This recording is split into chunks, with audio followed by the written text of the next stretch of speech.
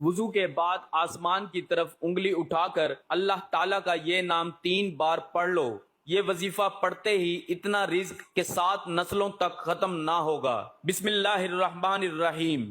محترم ناظرین، وضو کے بعد آسمان کی طرف انگلی اٹھا کر اللہ پاک کا یہ نام مبارک بس 3 دفعہ پڑھ لیں، اتنا رزق آئے گا کہ 7 نسلوں تک بھی رزق ختم نہیں ہوگا۔ ناظرین، ہماری نظر میں وضو صرف منہ ہاتھ دھونا ہے، لیکن آپ لوگ شاید وضو کے فائدے نہیں جانتے ہوں گے۔ صرف ایک بار کرنے کا فائدہ کیا ہو سکتا ہے، کتنی بڑی فضیلت ہے، آج میں آپ لوگوں کے سامنے بیان کروں گا، پھر آپ خود کہو گے کہ ہمیں ہر وقت وضو میں رہنا چاہیے۔ ناظرین، وضو کرنے کے بعد ایک ایسا وظیفہ بھی بتائیں گے، اگر وہ وظیفہ آپ کر لیں، یعنی جو شخص وضو کے بعد وہ وظیفہ کرے گا اس کی پوری زندگی بدل جائے گی۔ محترم ناظرین، وضو کرنے کے بعد صرف ایک بار یہ وظیفہ کرنا ہے، جو مانگو گے انشاءاللہ اللہ تعالیٰ سے مل جائے گا۔ حضرت ابو ہریرہ رضی اللہ تعالی عنہ سے مروی ہے کہ حضور نبی اکرم صلی اللہ علیہ وآلہ وسلم نے فرمایا، جب کوئی مومن وضو کرتا ہے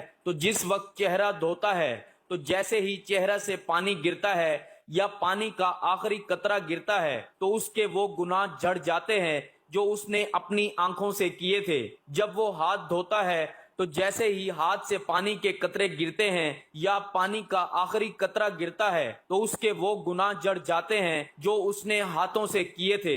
اور جب وہ اپنے پاؤں کو دھوتا ہے تو جیسے ہی اس کے پاؤں سے پانی گرتا ہے یا پانی کا آخری قطرہ گرتا ہے تو اس کے وہ تمام گناہ جھڑ جاتے ہیں جو اس نے اپنے پاؤں سے کیے تھے، یہاں تک کہ وہ گناہوں سے پاک ہو جاتا ہے۔ مسلم الصحیح کتاب الطہارت باب خروج الخطا یا مع الوضو۔ حضرت ابو ہریرہ رضی اللہ تعالی عنہ سے مروی ہے کہ حضور نبی اکرم صلی اللہ علیہ وآلہ وسلم نے فرمایا، قیامت کے دن تم اس حال میں اٹھو گے کہ تمہارا چہرہ اور ہاتھ پاؤں وضو کرنے کی وجہ سے سفید اور چمک رہے ہوں گے، لہٰذا جو شخص تم میں سے طاقت رکھتا ہو وہ اپنے ہاتھوں، پاؤں اور چہرے کی سفیدی اور چمک کو زیادہ کرے۔ حضور پاک صلی اللہ علیہ وآلہ وسلم نے حضرت سیدنا انس رضی اللہ تعالی عنہ سے فرمایا، باوضو رہنے کی عادت ڈالو، کیونکہ ملک الموت جس بندے کی روح قبض کرتے ہیں اس کے لیے شہادت لکھی جاتی ہے، لیکن افسوس کا مقام ہے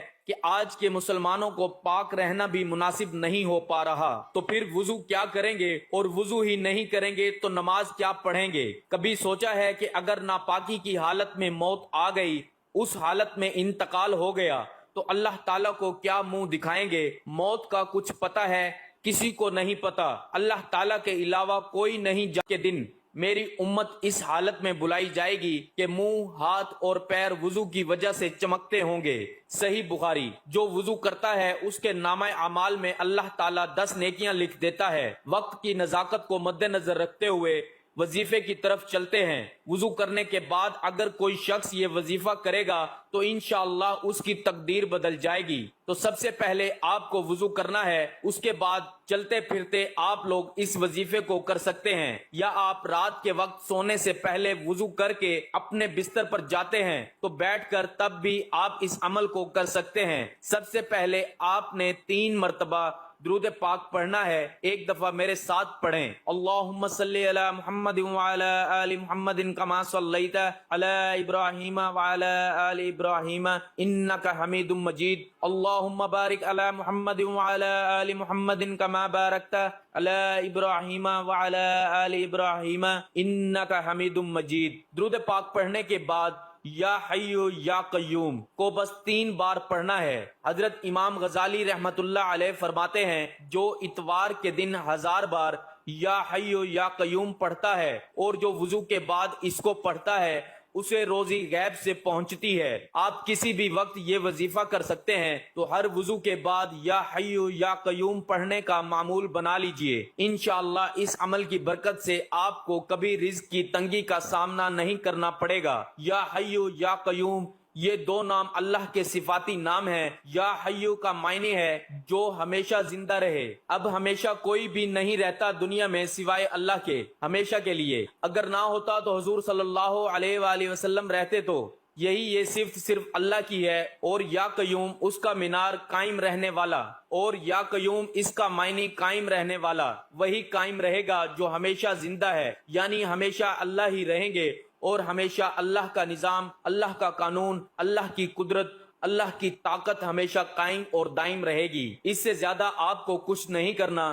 وضو کرنے کے بعد آپ لوگ اس عمل کو ضرور کریں، اور اس کے بعد اللہ تعالیٰ سے دعا مانگیں۔ انشاءاللہ اللہ تعالیٰ جو بھی شخص وضو کرنے کے بعد اس وظیفے کو کرنے کے بعد دعا مانگے گا، یقیناً اس کی دعا رد نہیں کی جائے گی۔ حضرت انس رضی اللہ تعالیٰ عنہ کہتے ہیں کہ رسول کریم صلی اللہ علیہ وآلہ وسلم کو جب معاملہ غمگین نظر آتا تو آپ صلی اللہ علیہ وآلہ وسلم یہ فرماتے، دعا یا حی یا قیوم برحمتک استغیث، یعنی اے زندہ، اے قائم رہنے والے، میں تیری رحمت کے ذریعے فریاد چاہتا ہوں۔ اس روایت کو امام ترمذی نے نقل کیا ہے اور کہا ہے یہ حدیث غریب ہے، محفوظ نہیں ہے۔ اللہ پاک سے دعا ہے کہ اللہ پاک ہمیں 5 وقت کا نمازی بنائے اور دین اسلام پر عمل کرنے